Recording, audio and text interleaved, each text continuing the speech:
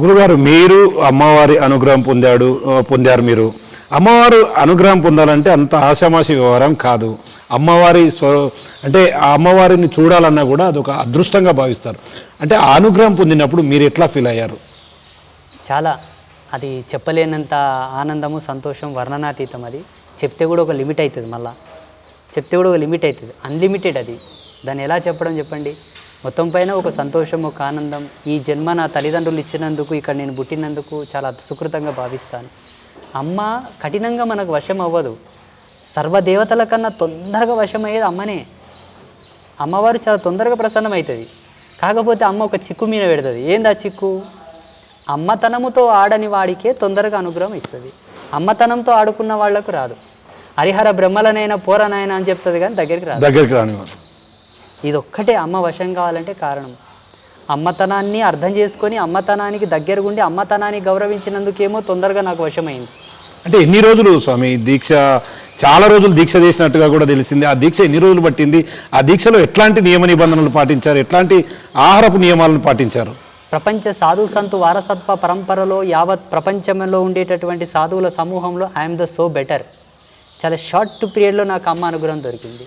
అంటే 2008, 9, 10 10లో మా గురువుతో పోతే 11లోనే నాకు మంత్రదీక్ష పొందింది. 11 చివరాకర్ల వరకు అమ్మ నాకు అనుగ్రహం వచ్చేసి స్థాపన అయిపోయింది. Short period. అంటే ఇది ఈ జన్మలో గొప్పతనం కాదండి. ఉత్తర జన్మలో నాకు ఫైనల్ స్టేజ్ ఉండే, అంతకన్నా ముందు జన్మలో. ఆ జన్మలో కూడా ఏదో చిన్న మిస్టేక్ వలన ఇక్కడ నాకు రిజర్వేషన్ వచ్చింది.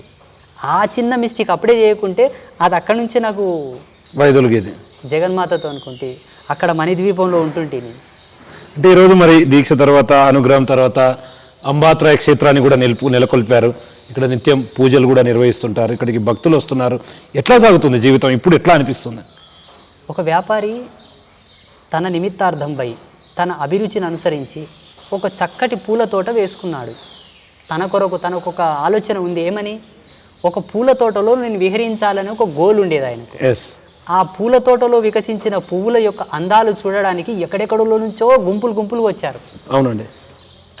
వచ్చిన తర్వాత పువ్వుల యొక్క అందాలను తిలకించడమే కాక దాని సుగంధభరితమైనటువంటి వాసనను కూడా వాళ్ళు ఆస్వాదిస్తున్నారు. గురువుగారు జనాల కొరకు ఆయన పూల తోట వేసిలేడు, తన కొరకు తాను పూల తోట వేసుకున్నాడు. అలాగే ఈ జగన్మాతను, ఈ క్షేత్రాన్ని స్థాపించడానికి గల ప్రధానమైన కారణం మెయిన్ అమ్మ, నేనే. అమ్మను చూడాలే, అమ్మను సేవించుకోవాలని ఒక కసితోటి నేను అమ్మను స్థాపన చేసుకున్నా. ఈరోజు బహు విస్తారమై, బహు విస్తృతమై ఎక్కడెక్కడి నుంచో వస్తున్నారు గురుగారు. చాలామంది ఏమనుకుంటారంటే స్వామీజీలంతా డబ్బుల కొరకు స్వాములు అవుతారంటారు. అవును గురుగారు. అన్న వాళ్లకు దమ్ము ధైర్యం ఉంటే వచ్చి అంబాత్రాయ క్షేత్రంలో కూర్చొని ఇక్కడ ఏదైనా ఫైనాన్షియల్ మాఫియా జరుగుతుందో అరకట్టండి. సవాల్. సెకండ్ పాయింట్, డబ్బుల కొరకే స్వాములు అయ్యేటట్టుగా ఉంటే గురుగారు, స్వాములు డబ్బులు తీసుకోవడంలో తప్పు లేదు, ఆ డబ్బుని ఎలా వాడుతున్నారు అది మీరు అరికట్టాలి. గురుగారు మాకేం పెండమా పిల్లలా మాకు ఆస్తులు గడిచి ఇంకే ఒకసారి వచ్చి ఒక నెల ఈ ఆశ్రమాన్ని మెయింటెనెన్స్ చేసి చూడండి, ఎంత ఖర్చు అవుతుంది మీకే తెలుస్తుంది.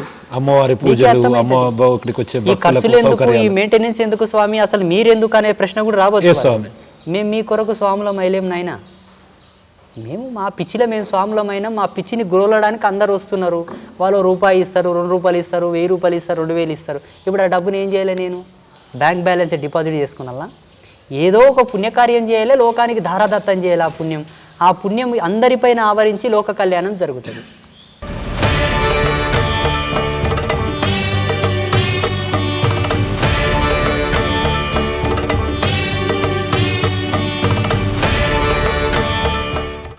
స్వామి, గురుగారు ఒకవైపు సాధువులు, మరోవైపు అఘోరాల గురించి కూడా మీరు చాలా మంచిగా మాట్లాడారు. నేను చాలా చూసిన.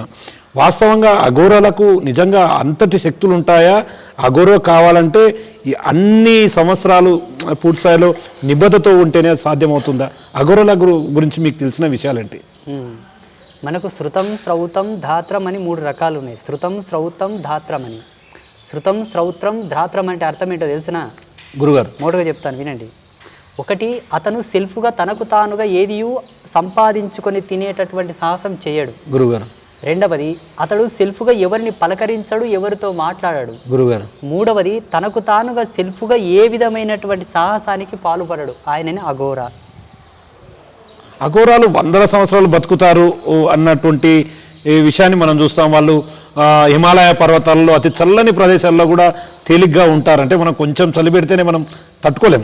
నిజంగా అది వాళ్ళకి సాధ్యమేనా? ప్రకృతి వాళ్ళకు వశం అయినట్టేనా? హిమాలయస్లో ఉండేది యోగులు, అఘోరాలు ఉండరు. హిమాలయ అంచుల్లో అఘోరాలు ఉంటారు. అసలైన హిమాలయస్లో అఘోరాలు ప్రవేశించలేరు. ఒకవేళ ప్రవేశించినా ఎక్కువ కాలం ఉండలేరు. ఎందుకంటే ఈ మధ్యలో ఉండేటటువంటి అఘోరాల యొక్క శారీరక నిర్మాణ స్థితిగతి, వాళ్ళ యొక్క దైనందిన జీవితం, వాళ్ళ ఆహార అలవాట్లు అక్కడ ఉండనివ్వవు. గురుగారు అక్కడ ఉండనివ్వవు. మీరన్న అఘోరాలు ఒకప్పుడు ఉండేవాళ్ళు, ఇప్పటికీ ఉన్నారు. వాళ్ళు జనజీవన స్రవంతిలోకి రారు, ఈ బాహ్య ప్రపంచంలో ఉండరు. వాళ్ళకి మొత్తం శివుడే ఓవరాల్గా చాలా చూస్తుంటారు. అంటే కుంభమేళాలు నిర్వహించినప్పుడు నేను చెప్పాను కదా, శ్రుతం, శ్రౌతం, ధాత్రం అని 3 లక్షణాలు చెప్పాను కదా. ఈ 3 లక్షణాలు ఎవరిలో ఉన్నాయో వాళ్ళు ఇక్కడ ఉండరు మానవాళి మధ్యలో. ఎందుకంటే వాళ్ళకి నచ్చదండి. పిచ్చి కుక్క ఎప్పుడే కానీ మంచి కుక్కలు నడుము ఉండదు. ఎస్, ఇది కరెక్ట్ గురుగారు. ఆ దూరం పోవడానికి ఇష్టపడుతుంటుంది కదా. అతీతమైన అవ్యాజమైన వైరాగ్యంలో ఉన్న వాళ్ళే అఘోరాలు. మానవ వాసనలతో, మానవ కోరికలతో, మానవులతో చేష్టలు చేయడానికి ఉండే వాళ్ళు అఘోరాలు గారు. పేరు పెట్టుకుంటారు, ఎందుకంటే మీరు అఘోర అంటే ఒక రకం చూస్తారు కదా. ఎస్ ఎస్, సొసైటీలో అదొక అఘోర అంటే వావ్, అఘోర అంటే అఘోర అఘోర అఘోర. అక్కడ ఏం నరికేది లేదు, పొడిచేది లేదు. అవునయ్యా, ఇప్పుడు నేనున్నా అంబాత్రయ క్షేత్ర నిర్మాణం చేసినటువంటి ఒక ఆదిత్య పరాశ్రీ స్వామి గురుగారు కేవలం 7 రోజుల్లో పిట్టలు రాలిపోయినట్ల మానవులు రాలిపోతున్నారు, లోకానికి విపత్తు వచ్చిందని నా తపస్సును అమ్మకు అడ్డం పెడితే గోమాత కళ్యాణం చేయి అంతా బాగా అవుతుందని చెప్పింది. కరోనా టైంలో పుణ్య సంకల్పం చేసి ఆచార్యులతో మాట్లాడి గోమాత కళ్యాణం చేసి లోక కళ్యాణానికి ధారపోస్తున్నాను. వాళ్ళు ఏం చేస్తున్నారయ్యా?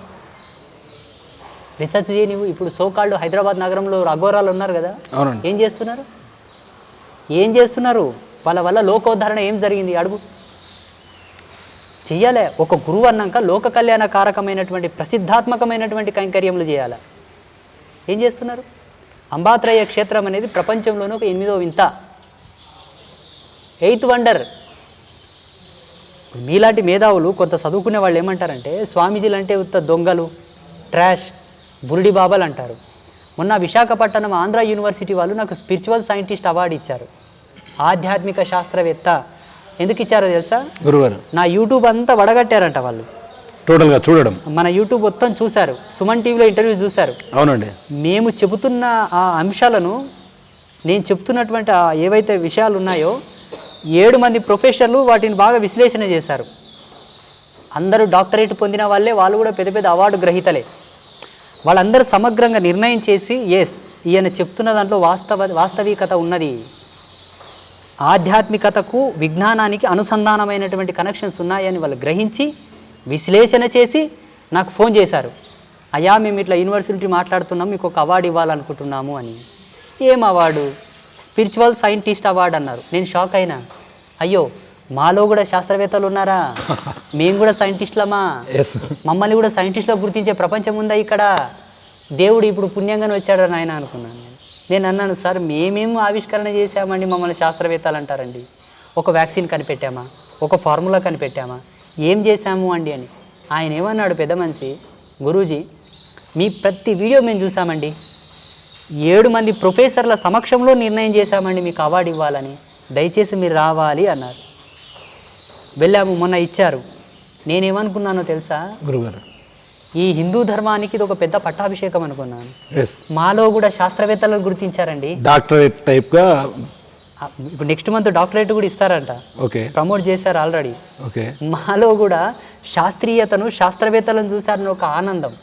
అక్కడే డిక్లేర్ చేశాను, ఈ అవార్డు భారతదేశంలో ఉండే సాధు లోకానికి అంకితం. For more videos like this, subscribe Big TV channel.